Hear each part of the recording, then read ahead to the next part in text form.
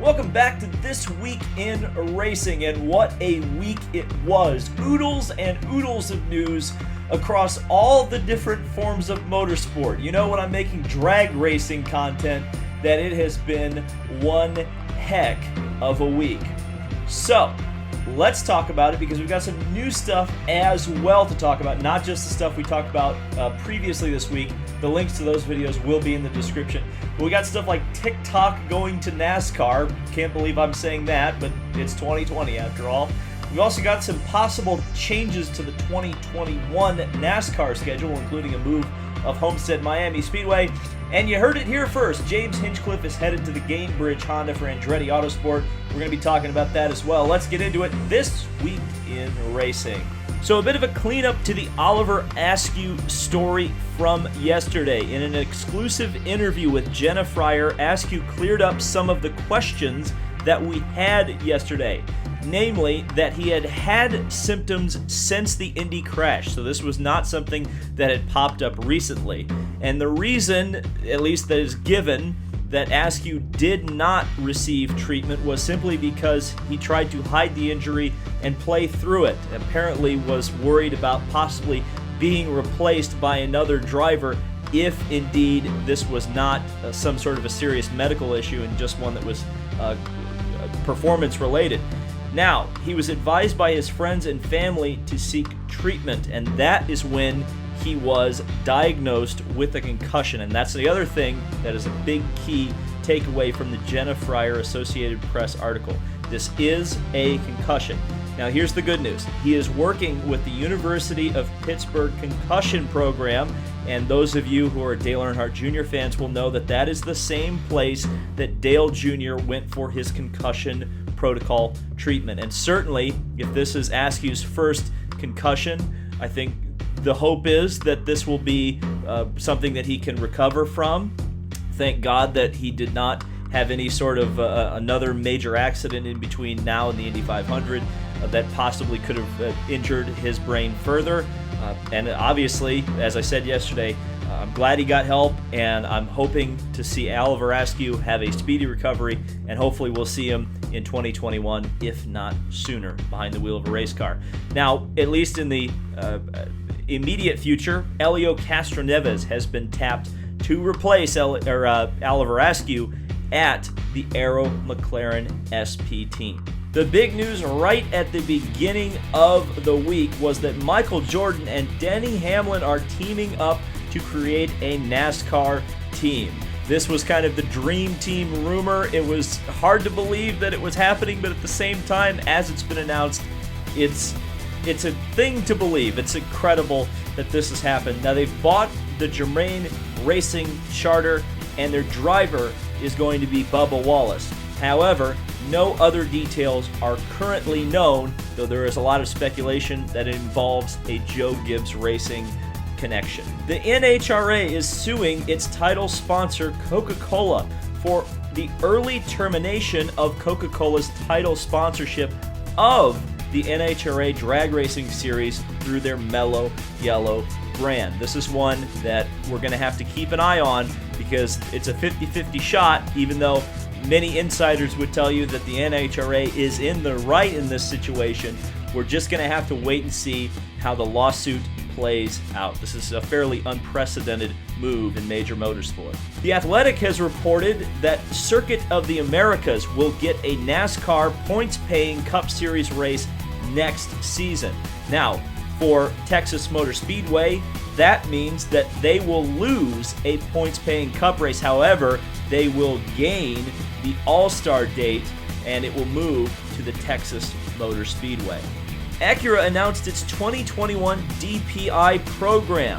One team that was not so much of a shock in this two-car program was Michael Shank Racing, or Meyer Shank Racing as we know now.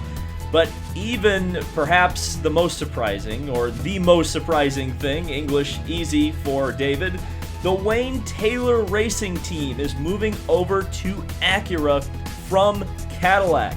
This is a major shift in the balance of power in the IMSA prototype division, and it will be fun to see the Acura program and if it progresses and how it progresses going forward, as this is a multi-year deal with both Meyer Shank Racing and Wayne Taylor Racing.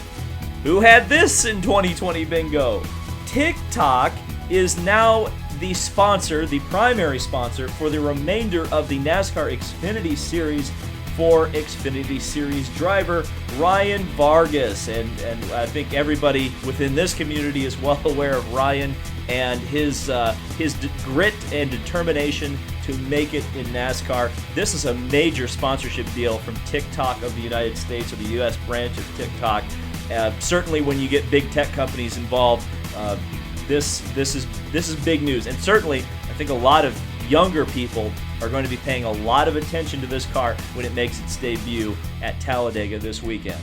And again, you heard it here first, but James Hinchcliffe will replace Zach Veach, effective immediately, in the number 26 Gamebridge Andretti Autosport Honda, starting at the Harvest Grand Prix and going through to the end of the season.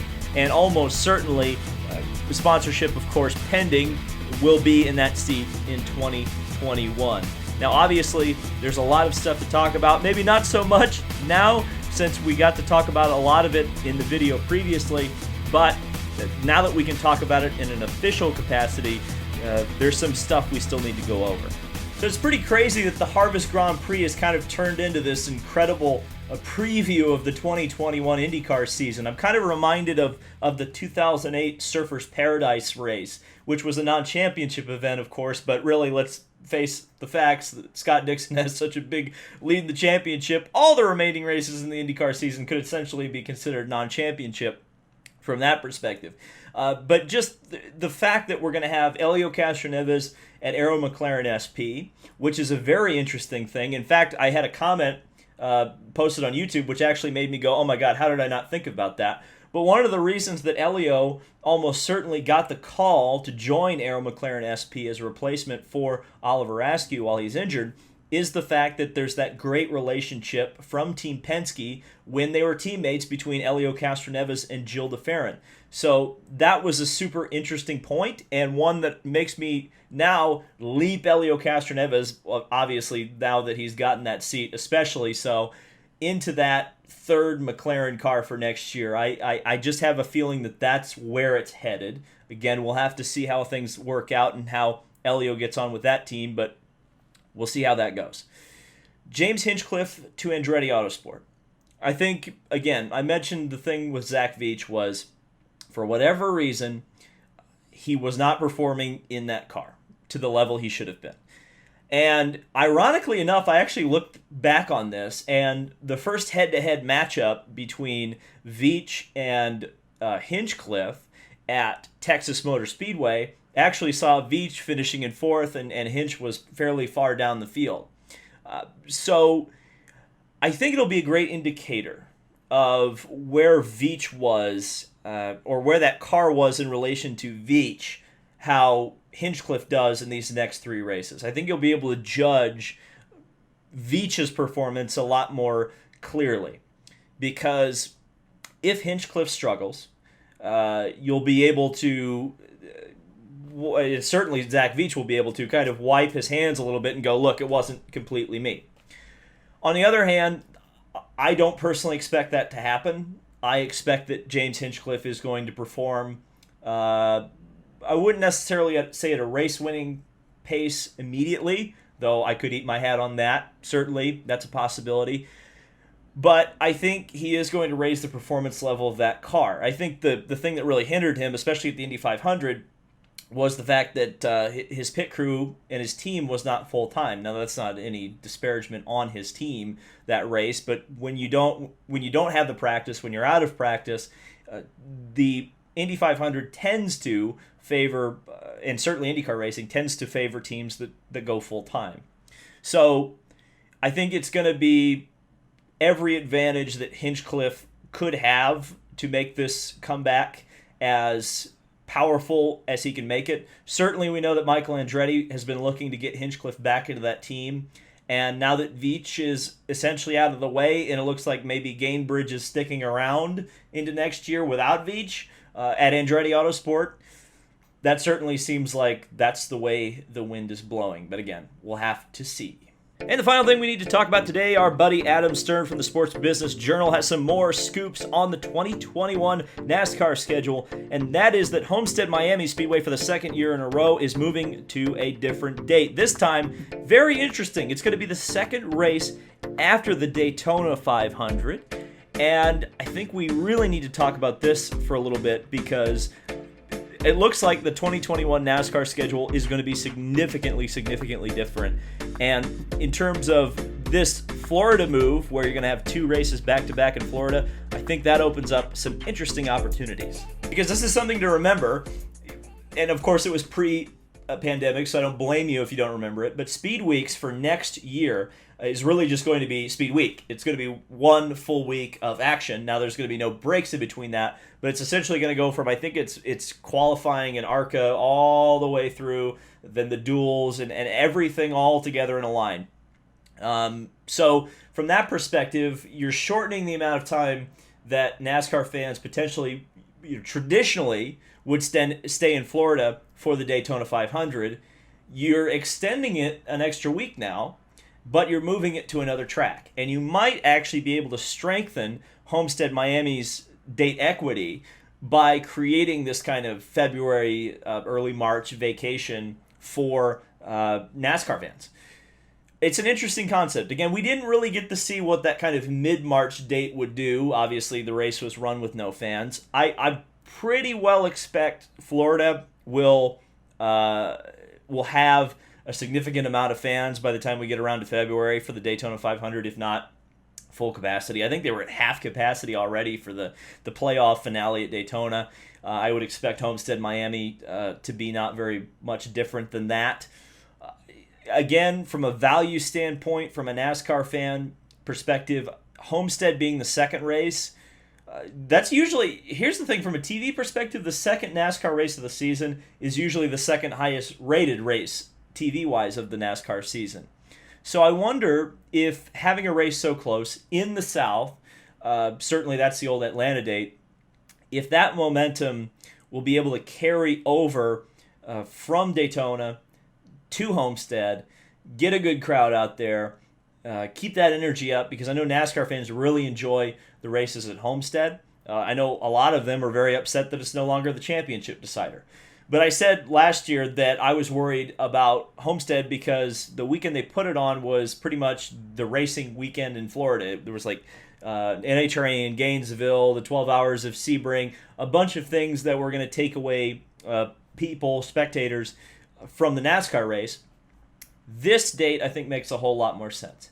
So I think from the perspective of, boy, I hope Homestead stays on the schedule. If you're one of those people, this is exactly what you wanted to hear.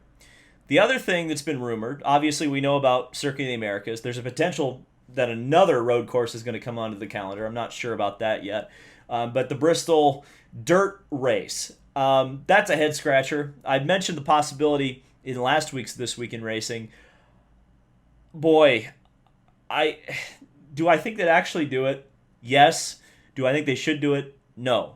I certainly think it would be a great gimmick to get some serious interest the first year, maybe the second year. But if you're going to send Cup to a dirt track, send him to a real dirt track. I mean, that's how I would feel about that. We'll have to wait and see. I'm sure the 2021 schedule, when it drops, is actually absolutely going to be massive news. In terms of NASCAR, we're still waiting on the Hendrick Motorsports announcement as well, whenever that breaks, and whoever that particularly is. We don't know that yet either. So I would expect the next couple of weeks are going to be extremely busy. Hope to see you guys here. Hit 50,000 subscribers this week.